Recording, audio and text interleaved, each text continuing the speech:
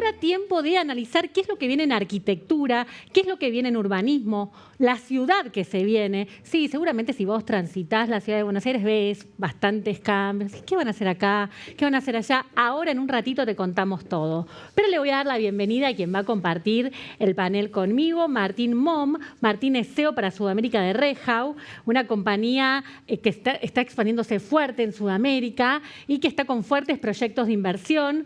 Un hombre que sabe mucho de arquitectura, que empezó a diseñar ventanas de PVC cuando nadie hablaba de eso. ¿Cómo andás, Martín? Muy bien, gracias, Carlos, por invitarnos acá. Bueno, bienvenido. Y también va a compartir este panel Álvaro García Resta. Álvaro es urbanista, arquitecto, secretario de Desarrollo Urbano de la Ciudad de Buenos Aires y un apasionado por ver crecer a las ciudades, ver desarrolladas las ciudades. Así que le doy la bienvenida a Álvaro. Hola Álvaro, Carla, ¿cómo andás? Bien, ¿y vos? Bien, todo bien.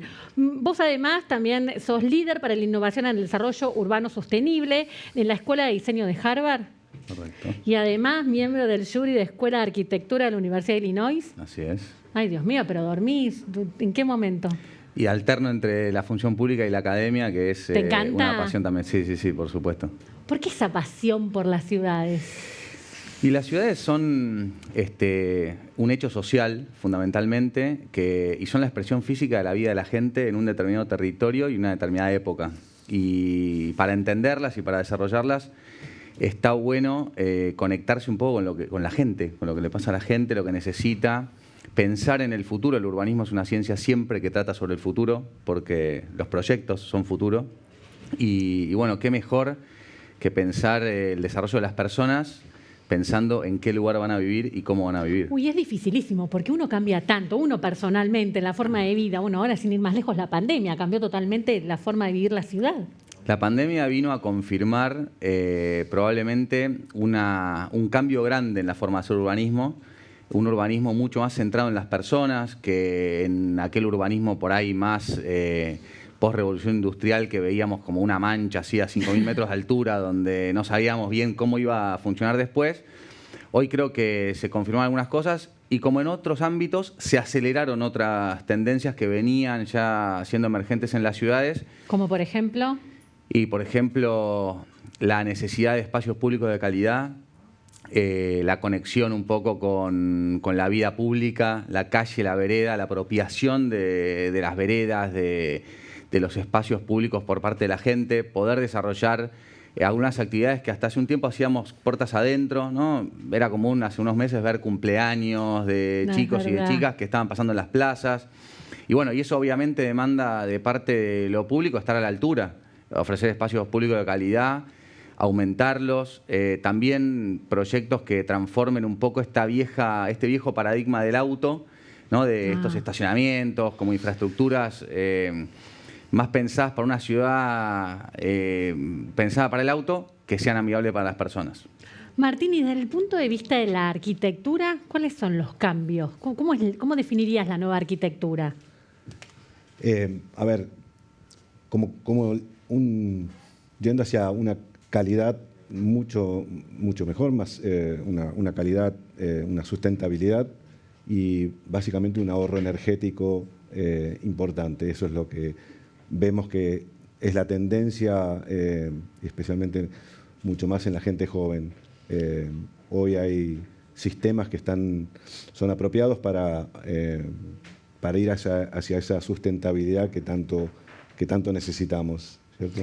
¿Y cuáles son los avances que impone la construcción en este contexto? Bueno,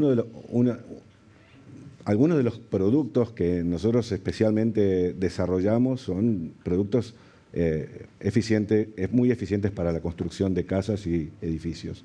Básicamente, a partir del envolvente, nosotros tenemos ventanas de PVC que son de muy buena calidad y que dan una aislación térmica y acústica muy superior a todo lo que se conocía hasta este momento.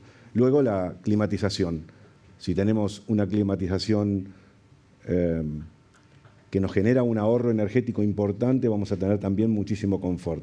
Pisos radiantes, con energías generadas a través de aerotermia, geotermia, o simplemente alguna de las matrices energéticas que tenemos en la Argentina, que generan realmente ahorros energéticos muy importantes.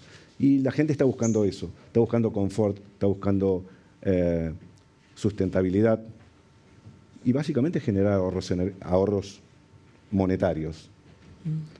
Álvaro, imposible no preguntarte sobre la ex Ciudad Deportiva de Boca. Los próximos días va a ser tratado en la legislatura. Es un proyecto que viene dando vueltas hace años. ¿Por qué ahora está avanzando? Bueno, como vos decías, hace años que viene dando vueltas un proyecto que pretende hacer ciudad donde no hay, ¿no? Que es un poco lo que nosotros debemos propiciar. Y esta vez me parece que el gran cambio es el propio proyecto, ¿no? En este proyecto en particular, de un predio de 70 hectáreas, 50 van a pasar a ser de dominio público. Es decir, que tierra que era de dominio privado pasa a ser de dominio público. El desarrollador le dio al Estado, a la ciudad, claro, le regaló.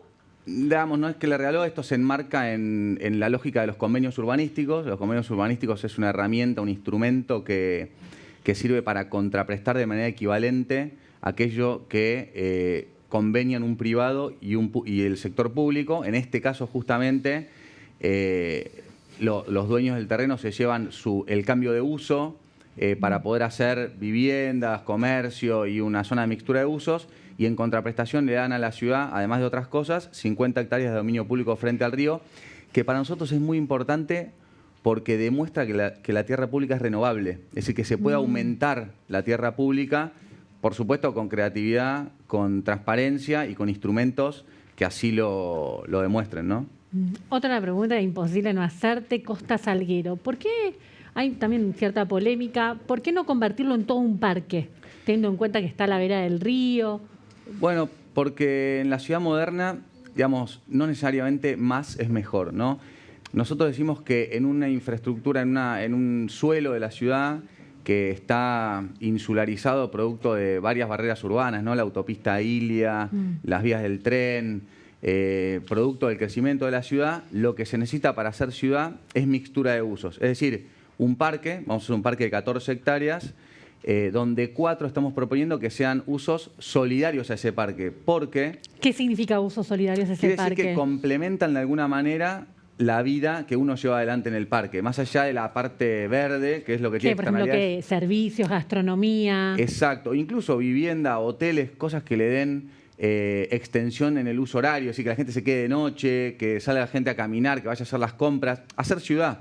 Para nosotros hacer ciudad es mixtura de usos equilibrada, y en este caso creemos además que venimos repitiendo hace años los urbanistas, los arquitectos, la ciudad le da la espalda al río, y qué mejor que demostrar que la ciudad llega al río como es, con mixtura de usos, para que más gente pueda disfrutar de un mismo espacio. Martín, hablabas de cómo se está avanzando en el desarrollo de nuevos productos, de nuevas ventanas, pero ¿esos productos son accesibles para todo el mundo? Porque también muchas veces pasa que en la industria de la construcción, de los materiales, genera un montón de novedades, pero que la gente no puede acceder. Así es. Sí, las ventanas son las ventanas de PVC de alta prestación, de alto rendimiento, que generan un ahorro, requieren a veces un poquito más. No necesariamente es mucho más costoso que sistemas convencionales o muy económicos, pero generan en el transcurso de los años ahorros importantísimos, además del confort. Por eso la ecuación es perfecta. O sea, la ecuación de tener ventanas muy eficientes junto con una calefacción que consuma poco, porque además esas ventanas nos están generando un consumo muy bajo, al muy poco tiempo son... ¿Y en números concretos puedes hablar de un ahorro de cuánto? ¿Se puede estimar? Sí, se puede estimar muy fácilmente. Por ejemplo, hoy a través de la energía solar térmica, que es otro de los productos que ya hace rato se están instalando en Argentina, generamos ahorros para la energía, para el agua sanitaria de hasta el 70%. O sea, hay muchísimo ahorro en gas, en uno de los consumos que son importantes. O sea, nosotros tenemos la matriz energética, es energía eléctrica y gas. en gas o energía eléctrica ahorramos realmente importantes sumas de dinero. Por lo tanto, es amortizable en el cortísimo plazo, especialmente en lo que se refiere al consumo de agua. ¿Sí? La ventana desde ya genera lo mismo, Claro, ahorros porque en verano voy a estar ahorrando muchísimo aire acondicionado porque no voy a necesitar esa cantidad de aire acondicionado, esas friocalorías que no voy a estar consumiendo. ¿Sí? A la vez, la ventana en invierno va a generar también ahorros y voy más allá de que estamos instalando una calefacción sumamente sustentable con bajísimo consumo, además no se me está yendo el aire por la ventana, lo que normalmente ocurre. ¿Sabés, Álvaro, que cuando comentabas el tema de... Se me vino las dos cosas a la cabeza, un poco en la vida diaria de cuando cerrás la ventana, cómo haces para ahorrar. Exacto. Y por otro lado, cuando vos comentabas el tema de por qué no desarrollar todo un parque verde, me vino a la cabeza este parque que está al lado del canal 7, que es gigante y que muchas veces yo salgo a correr y digo, no quiero volver tan tarde porque me quedo como muy sola en el parque. Bueno, eso que te pasa a vos... es un poco el producto de por qué mixturamos usos, ¿no? A veces una sola cosa en un lugar no es necesariamente la que genera la mejor dinámica. Lo estamos viendo ahora con lo que pasa en el microcentro. Cuando un lugar tiene un uso muy marcado por encima del resto de los usos, un poco esa área, digamos, baila al ritmo de ese uso, ¿no? En este caso, las oficinas, en el caso del microcentro. Entonces, si nosotros nos aseguramos que haya más usos, nos vamos a asegurar que haya más gente, más movimiento, más tiempo durante el año. Y para cerrar el tema del parque, nosotros tratamos de medir en general el éxito de la política pública, sobre todo en el espacio público, en cantidad de gente que lo disfruta, no en cantidad de metros solamente. Por supuesto, como dije antes, más es mejor, pero bueno es mucho mejor. Entonces, realmente es importante que si un lugar, aunque sea chico, lo disfruta muchísima gente, para nosotros es un muy buen espacio público.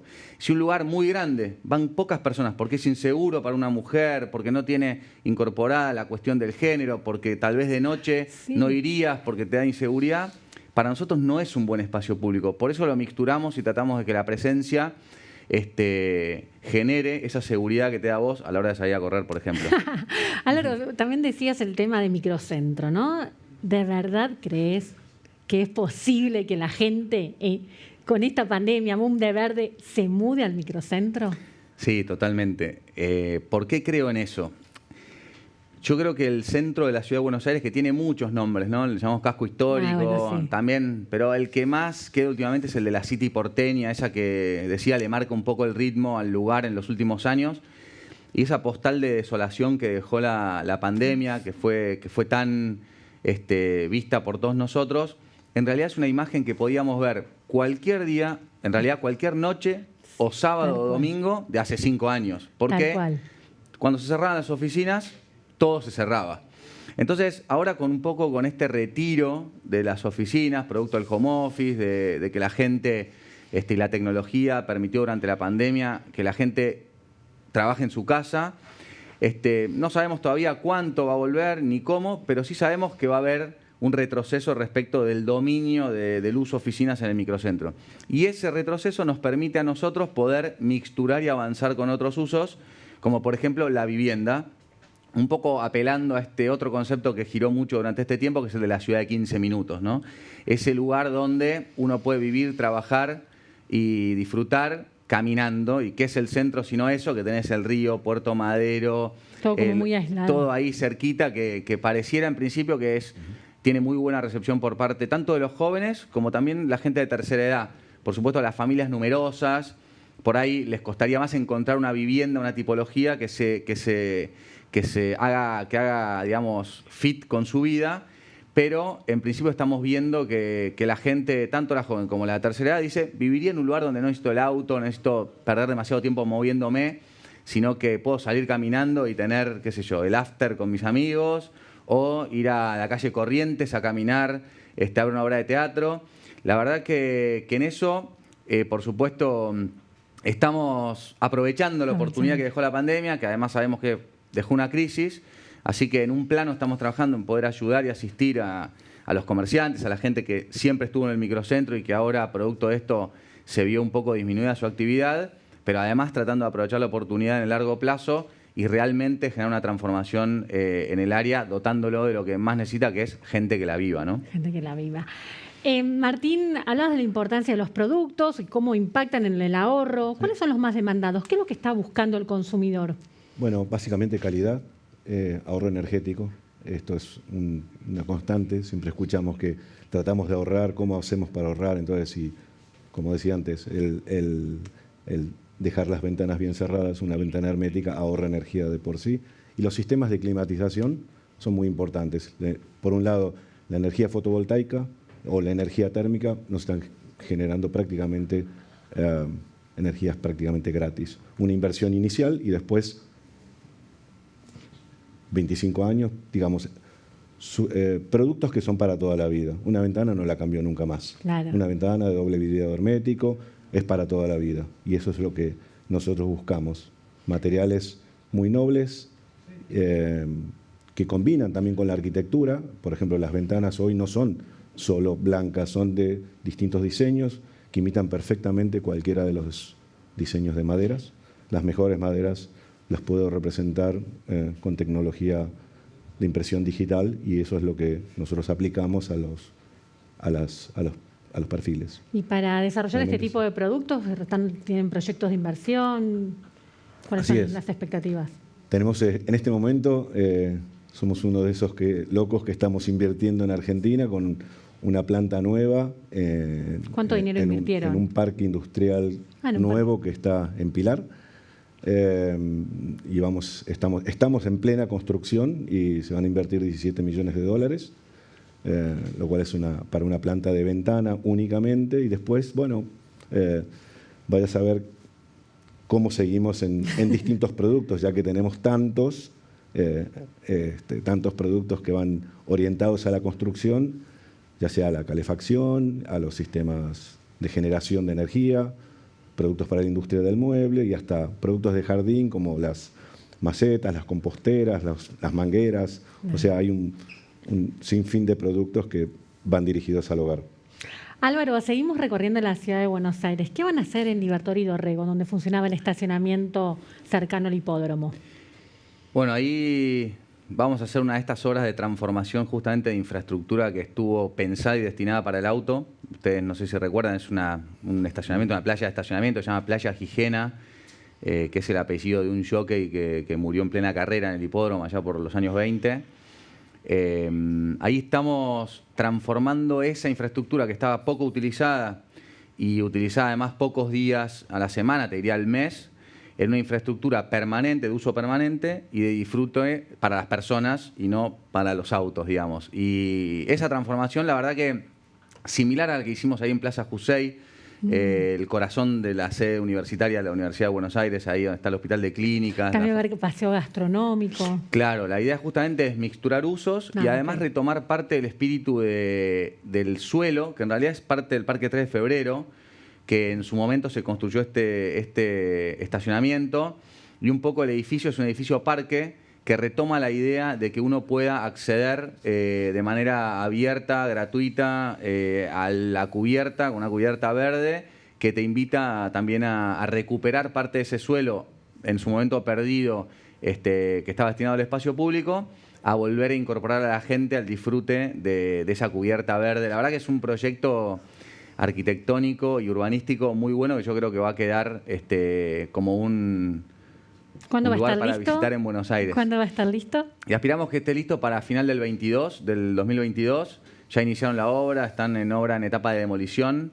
Y es otra buena muestra también de un proyecto que trabajó de manera público-privada, porque fue una licitación que hizo la ciudad con un proyecto que propuso los ganadores de la licitación. Así que es un proyecto más de inversión privada para beneficio público. Y eso es un poco parte de los proyectos que buscamos fomentar en la ciudad. ¿Y cuál es el riesgo en este proceso de desarrollo de las áreas en las ciudades de que se genere la gentrificación? Es decir, que la gente que vive ahí tenga que dejar de vivir porque no puede pagar más una propiedad en el barrio donde nació. ¿Hay riesgo en la ciudad del barrio de 15 minutos? ¿Es inclusivo? Sí, es inclusivo. Por supuesto, es importante tenerlo en cuenta a la hora de proyectar y proyectar las políticas públicas, porque la manera de mitigar eso es con política pública, ¿no? Nosotros la semana pasada metimos en la legislatura un proyecto de ley que crea el FODUS, que es el Fondo de Desarrollo Urbano Sostenible, que por un lado demuestra esta idea de que el desarrollo urbano es un círculo, una economía circular sostenible en sí misma, el producido de los convenios urbanísticos, las contraprestaciones de convenios urbanísticos y además de la plusvalía van a un fondo que sirve para dar crédito a las personas que quieran acceder a una vivienda o alquilar, por ejemplo, en el microcentro o en otras áreas de desarrollo de la ciudad. Y eso es importante porque en la Argentina que vivimos hoy por hoy, como decían recién, los osados inversores que apuestan al país, en gran parte también es nuestro rol ayudar a las personas a prosperar y a desarrollarse en la ciudad de Buenos Aires, y sabemos que parte de eso es importante que lo hagamos con herramientas e instrumentos que le lleguen a su vida diaria, ¿no? Entonces, esta idea de poder, qué sé yo, ayudarlos a acceder a una tasa de interés más accesible para poder alquilar o comprar su vivienda, creo que es lo que va a mitigar ese efecto posible en las ciudades que tiene que ver con ese desplazo de una clase económica por otra de menor acceso. Con lo cual, con estos instrumentos ayudamos a equilibrar, que es un poco la visión que tenemos de una ciudad accesible y equilibrada. Y mientras construimos la ciudad del futuro, ¿cómo te imaginas, para cerrar, Martín, la casa del futuro? Bueno, siempre pensamos en sustentabilidad, básicamente.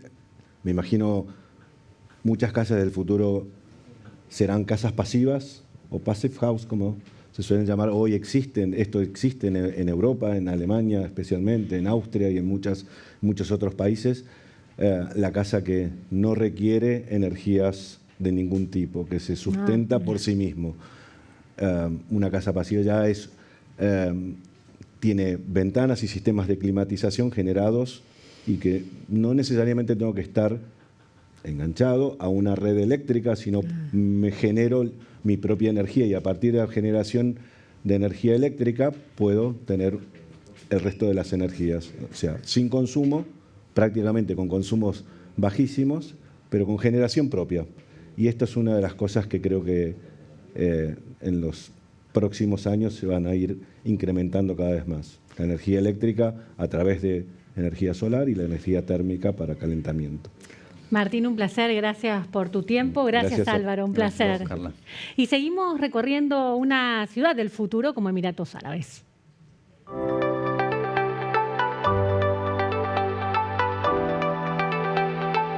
Over in the United Arab Emirates, a project called the Sustainable City has already been built. This 5 million square foot sustainable city is designed to be a net zero development and has the potential to go off-grid. The city has 500 homes, all powered by solar panels. All water is recycled on site, there are no cars, and the complex grows its own vegetables in 11 biome greenhouses.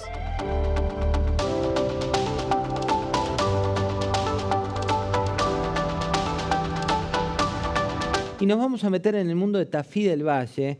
Ella, me refiero concretamente a María Fajré, es arquitecta y fotógrafa y en pleno siglo XXI vuelve a construir, vuelve a diseñar con Adobe. Veamos su historia.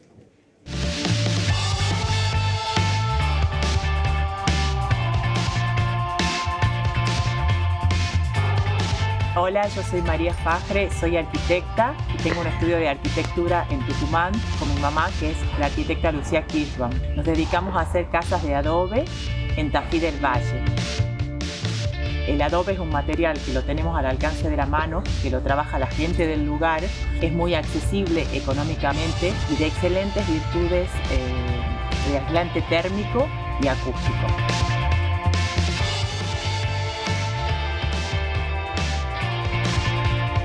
Vemos la piedra de Tafí se llama piedra bola, que se utiliza para la parte de los cimientos. Todos los muros envolventes son de adobe, carpinterías de madera y los techos, vigas de madera de quebracho con la paja que se recoge acá en Tafí del Valle, atada con tientos de cuero y unas cañitas cada tanto. Como los terrenos hay mucha piedra y a veces hay que moverlas para poder construir, por ahí se elige una y se la deja dentro de la casa.